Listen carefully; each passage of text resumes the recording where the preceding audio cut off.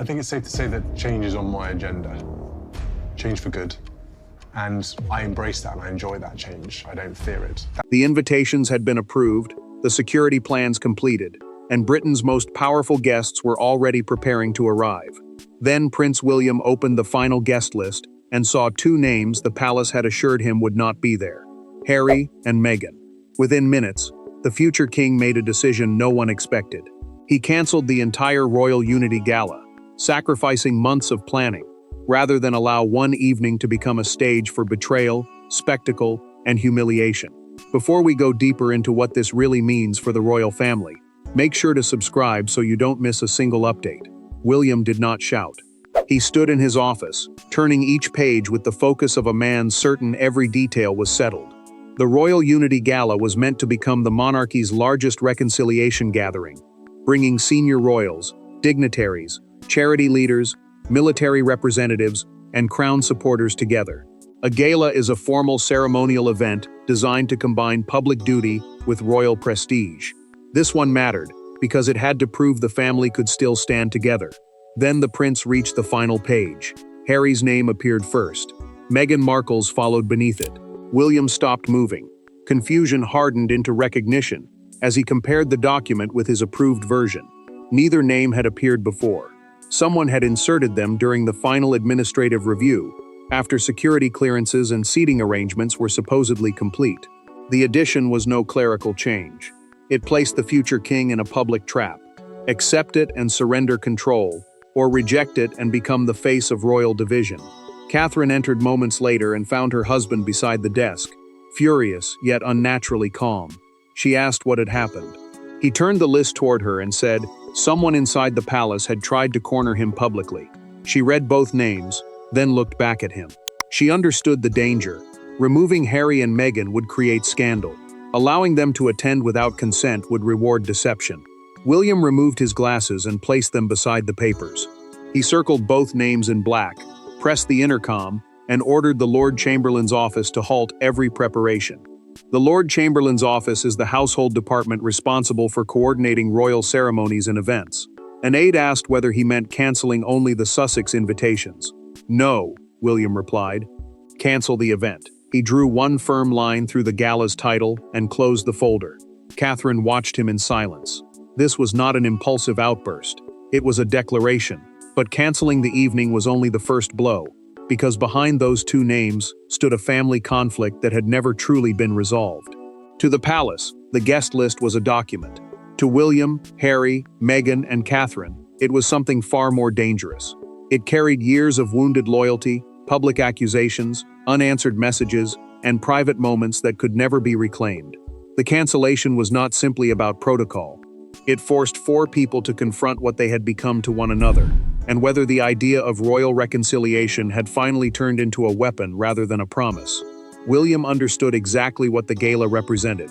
His reputation, his family's safety, and the stability of his future reign were tied to keeping private conflict from swallowing public duty. The Royal Unity Gala was meant to present the crown as calm, disciplined, and united. If that evening collapsed into arguments, hostile headlines, or an unexpected confrontation, the damage would follow the prince long after the guests had gone home. Catherine recognized the silence immediately.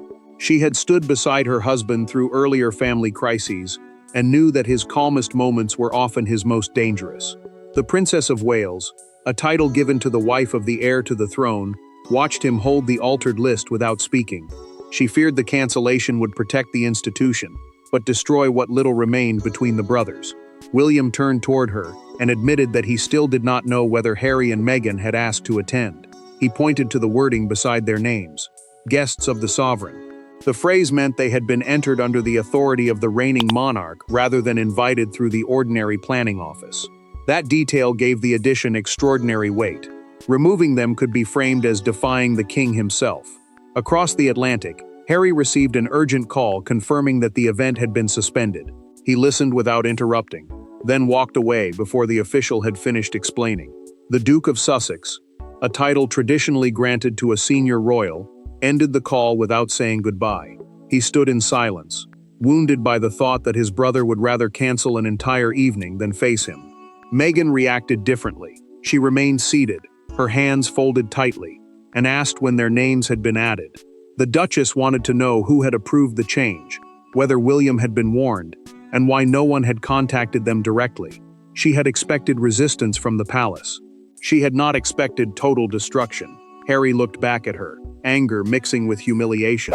Meghan understood the danger before he said it aloud. They had been placed on the list without control, then blamed by implication when the gala disappeared. Back in Britain, Catherine asked the question William feared most. What if they never requested this? The prince stared at the wording again and answered quietly, "This was designed so I could not refuse without becoming the villain." That phrase changed everything. The invitation had not come from an overeager courtier.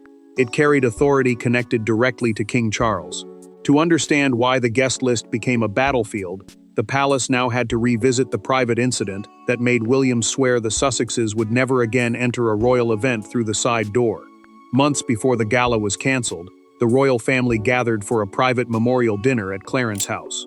There were no cameras, no speeches, and no expectation of conflict. Yet one conversation changed everything. Harry asked William for a private guarantee that he and Meghan would be welcomed at future family events without restrictions. What followed was quiet, bitter, and irreversible. From that evening onward, every invitation became a question of power, and every silence carried the threat of another public rupture. Charles had arranged the dinner to honor the late Queen and ease tensions inside the family. Clarence's house is the King's London residence, often used for private meetings away from the larger machinery of Buckingham Palace. Camilla sat close to him, while Catherine remained beside William. Harry had traveled alone, believing the smaller gathering might offer something the palace had failed to provide for years. An honest conversation without advisors, publicists, or competing offices shaping every word. Harry waited until the meal ended. Then he approached his brother and asked for a private discussion in the library. The Duke of Sussex, a royal title traditionally granted to a senior member of the family, spoke carefully at first. He said Meghan could not be treated as permanently unwelcome. He wanted a guarantee that both of them would receive equal consideration for future royal occasions. William did not offer one. The prince said attendance could never be automatic. Trust mattered. Discretion mattered. Protecting Catherine and their children mattered most of all. He reminded Harry that every public reunion carried consequences beyond one evening, because a single confrontation could dominate headlines and weaken confidence in the future reign. Harry heard punishment where his brother believed he was setting boundaries. He accused William of turning family access into a test only he could control. The future king answered that private sympathy could not erase public damage. Neither man raised his voice, but the room grew colder with every sentence. Harry then revealed the detail that changed the conversation. Charles had already told him privately that he wanted both Sussexes included in a future event built around royal unity. The king had spoken during a recorded telephone conversation, promising that the door was not permanently closed. William understood the danger immediately. His father had been holding separate conversations with both brothers, offering hope to one while discussing limits with the other. He warned Harry not to use the monarch's compassion as a way of forcing access through palace channels. Harry moved toward the library door, then stopped. William remained beside the fireplace, his hands still. "One day, you'll cancel the whole room just to avoid seeing us," the Duke said. The prince gave no answer. The door closed between them with finality. Months later, the prediction had become reality, and the brothers were about to confront each other with the king standing between them. The cancellation had not yet been announced when King Charles summoned William to Buckingham Palace. He expected an explanation. Instead, he walked into a confrontation years in the making. The future king arrived carrying the altered guest list, placed it before his father, and demanded the truth. Had Charles ordered Harry and Meghan to be added, the answer would determine more than the fate of one gala. It would reveal whether the monarch had attempted reconciliation or deliberately undermined his heir. Charles dismissed the communications staff before the meeting began. Only his equerry remained outside the locked door. An equerry is a senior royal aide who assists the sovereign with personal duties, schedules, and official arrangements. The king wanted privacy because any disagreement between the monarch and his heir could shake confidence in the palace if it reached the public. William carried 2 documents into the room. The first was the guest list he had approved, with no reference to the Sussexes. The second was the amended version naming Harry and Meghan as guests connected to the sovereign. That phrase mattered, because it suggested the invitation carried the authority of the throne itself, making any attempt to remove them appear like a direct challenge to Charles. The prince placed both lists side by side. "Did you authorize this?" Charles looked down, but did not answer immediately. He said he had approved a discussion about including them, not an automatic invitation. The king insisted that his words had been misunderstood. William did not accept that explanation. He told his father that vague approval inside a royal household was never harmless. A suggestion from the monarch could become an order before the sentence had even finished. Charles knew that once the names appeared officially, removing them would create an international scandal.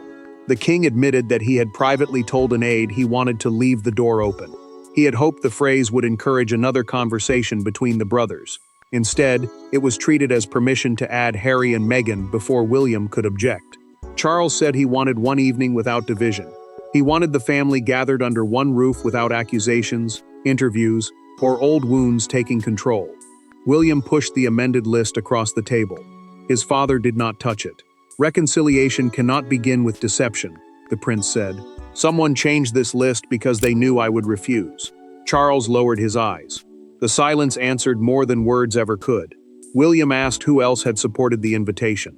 The monarch hesitated again, then admitted that another senior royal had urged him to approve the Sussexes quietly. That person had also advised him not to inform the future king until the final list had already been issued. The king's silence had exposed the deception, but the identity of the royal who encouraged it would reveal where real influence inside the palace now rested. The decision had appeared to belong to Charles, but the pressure behind it came from Queen Camila. She believed the gala could become a public demonstration of unity and privately argued that excluding Harry and Meghan would make William appear unforgiving. Her intervention was not driven by affection for the Sussexes. It was a calculation one designed to strengthen the king's image, contain criticism, and force the future monarch into a reconciliation he had not chosen. Camilla had reviewed the gala's political importance with senior household advisors several days before the final list was approved. The royal household is the network of staff and offices that manages the monarchy's public duties, private schedules, and major ceremonies. She understood that the evening mattered because Charles was already under pressure to prove he had not abandoned his younger son. One image of the family together could calm months of criticism. One empty place could deepen it. William confronted her after leaving his father. He carried the altered list into the room and placed it between them. The prince asked whether she had encouraged the invitation. Camilla remained composed. She said someone had to prevent private estrangement from becoming permanent royal policy. If Harry and Meghan were excluded from every major gathering, she warned, the monarchy would appear fearful and unforgiving. The future king did not soften. He told her that she had placed Catherine in an impossible position.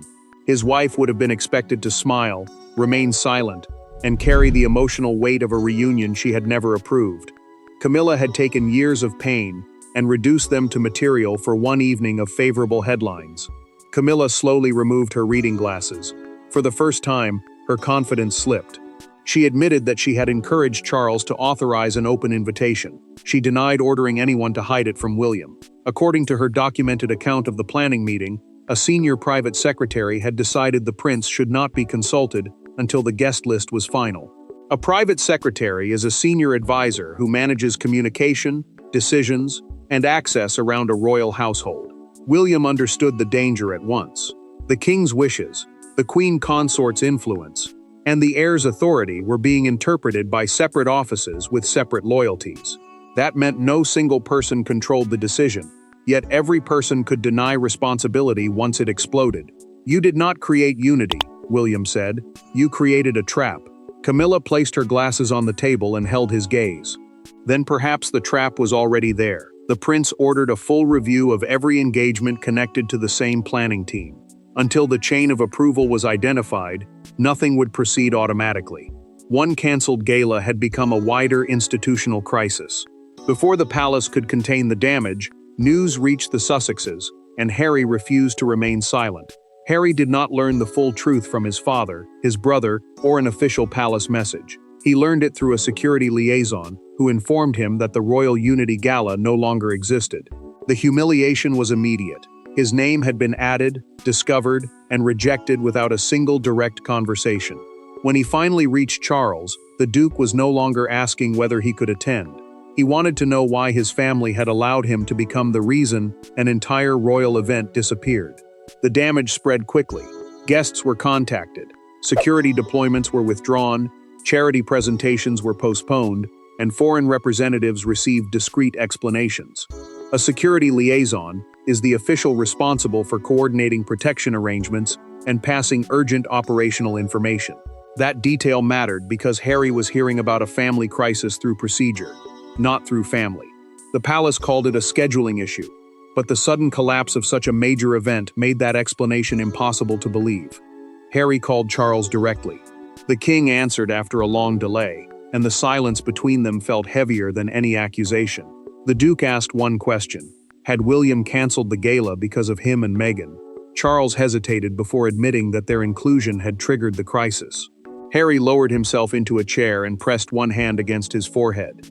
He said the palace had invited them without warning, then allowed their names to become the reason the entire evening vanished. The Duke's voice tightened as he accused the family of turning him into both guest and threat at the same time.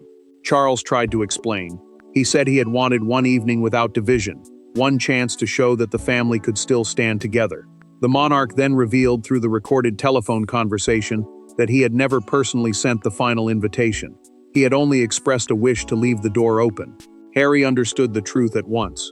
He and Meghan had not been invited as people. They had been positioned as symbols inside a strategy they did not control. Then why did no one ask whether we wanted to be used this way? The Duke said. Meghan received a copy of the altered list minutes later. She studied the entries and noticed something missing. Their names had been added without individual security notes, the private instructions normally attached to high-risk royal attendance. The Duchess realized the addition had been rushed through late, before protection teams could complete proper planning. Harry looked at her, anger now mixed with certainty. Meghan told him that advisors had created the crisis, but only William could explain why he chose cancellation over contact. The Duke reached for his phone again. This time, he would not call an aide, a secretary, or the king. The institutions had failed them. The advisors had complicated everything, and now the two brothers would have to speak without anyone left to blame. When Harry called William, no private secretaries joined the line. No statement was prepared, and no father intervened. For the first time since the crisis began, the brothers spoke without the palace between them. Harry wanted an apology for the humiliation. William wanted an answer to a harder question. Had the Duke known his name was being placed on the list?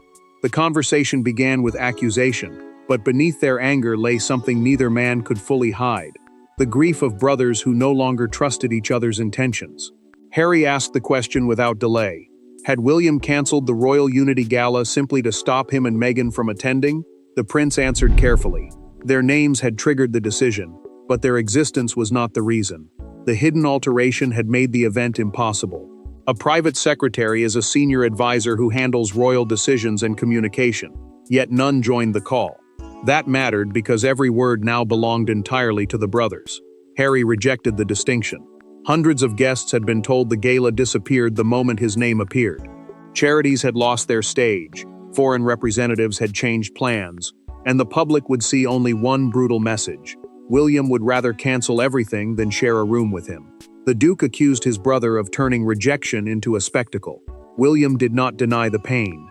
He admitted that he knew the cancellation would wound Harry and humiliate Meghan, but accepting the altered list would have taught palace officials that secrecy could defeat every boundary he set. The future king said his authority meant nothing if others could place him in a public trap and force compliance through fear of headlines. Harry's voice changed. Neither he nor Meghan had requested inclusion. They had learned about the invitation only after their names entered the planning system. The Duke described the security liaison's call, the missing protection notes, and the shock of discovering that someone had used them as symbols without asking for consent. William believed him. That belief did not repair the years between them, but it shifted the truth. The Sussexes had not created the trap. They remained the unresolved wound others believed they could exploit whenever the monarchy needed an image of unity. The prince told Harry he would accept public responsibility for cancelling the event. He would not restore it. He would also establish a rule preventing any royal invitation from being used as forced reconciliation again. "You could have called me first," Harry said. William paused. "You're right." Silence followed, but it no longer felt empty. "That may be the first honest thing either of us has said today," the Duke replied. Their private truth would soon collide with the public story, where one cancelled gala became a national symbol of a family divided by power, loyalty, and fear. By evening, the cancellation could no longer be hidden behind the language of scheduling. Newsrooms obtained the altered guest list. Commentators connected the Sussex names to William's decision, and Windsor became the focus of a national drama. Yet the image that defined the crisis was not a headline or a statement. It was the castle's darkened ceremonial entrance, prepared for hundreds of guests, but left silent, a royal celebration, transformed into an unmistakable monument to division. Major broadcasters interrupted their evening programs, with confirmation that the Royal Unity Gala had been cancelled after Harry and Meghan appeared on the final guest list. The gala was a formal royal gathering designed to combine ceremony, charity, and public unity. Its collapse mattered because it turned a carefully planned display of stability into proof that the family's private wounds were now strong enough to stop official duty. William accepted responsibility through a written palace statement. The prince said proceeding under disputed circumstances would have damaged the event's purpose and weakened trust in the planning process. His words were controlled, but the reaction was not. Commentators called him courageous, ruthless, protective, and unforgiving, sometimes within the same broadcast. Catherine watched the coverage beside him at Windsor. She knew none of those labels captured the truth. Her husband had protected his authority, but he had also deepened the pain between two brothers. The princess remained close, as one presenter asked whether the future king had defended the monarchy or allowed personal resentment to control it. Across the Atlantic, Harry and Meghan watched the same debate. The Duchess stayed composed, but the Duke flinched each time a commentator said their presence had destroyed the evening. Meghan reminded him that they had never requested the invitation. Harry answered that the public would remember the cancellation, not the hidden manipulation behind it. The next morning, one newspaper captured the crisis in a single front page. Above a photograph of Windsor Castle appeared the headline, "The Gala That Never Happened." Smaller images showed William leaving Buckingham Palace and Harry looking solemn at an earlier engagement. The contrast was brutal. One brother carried the burden of power, the other carried the blame. Outside Henry Voice Gate, a crowd gathered beneath the evening lights. Some held signs supporting the prince's right to defend the crown.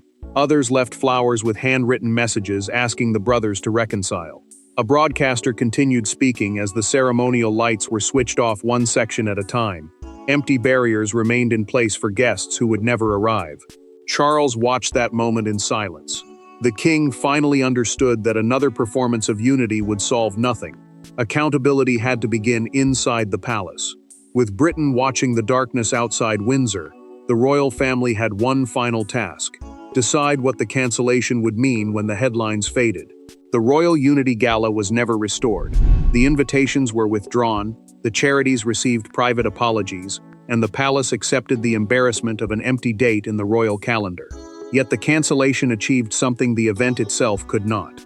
It exposed the danger of manufacturing reconciliation without consent. William had halted a celebration meant to display family unity, but in doing so, he forced every person involved to confront a harder truth. Peace imposed through secrecy is not peace at all. Charles ordered a formal review of the guest list process and removed the power of individual household offices to add senior royals without written approval from everyone involved. A formal review is an official examination used to identify failures and establish new rules.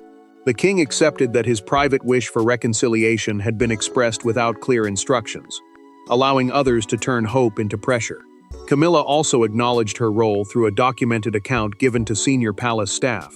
The queen consort admitted that she had focused on creating a public image of unity without fully considering the personal consequences for William, Catherine, Harry, and Meghan. She had wanted one successful evening. Instead, she had exposed years of suffering hidden behind ceremony. William later returned to the unused hall where the gala should have taken place. Catherine joined him as he picked up one abandoned place card and held it for several seconds. The prince admitted that canceling the event felt like destroying something the monarchy desperately needed. Catherine reached for his hand. She told him that preserving an illusion would have caused deeper damage because false harmony could never rebuild trust. William returned the card to the empty setting. No guests arrived. No music began. Yet for the first time since the list was altered, he was no longer trapped inside another person's decision. Harry received a private letter from his brother days later. William wrote that he no longer believed the Sussexes had engineered their inclusion. The message offered no immediate reunion, but it removed one accusation that could have poisoned them forever. The Duke read it twice before placing it aside. The future king then established a firm principle for his coming reign.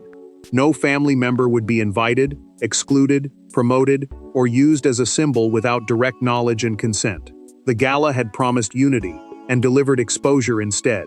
That exposure became its real legacy. William had not closed the door on Harry forever. He had closed it on forced appearances, hidden arrangements, and palace strategies that treated wounded people like pieces on a board. Charles learned that good intentions could become manipulation without clarity. Harry learned that his name could still be used as a weapon. The prince learned that leadership sometimes meant accepting public blame to defend private truth. That was the final verdict. The crown could survive an empty ballroom. It could not survive another carefully staged lie. Thanks for watching. Please don't forget to like and subscribe, and we will see you in next one.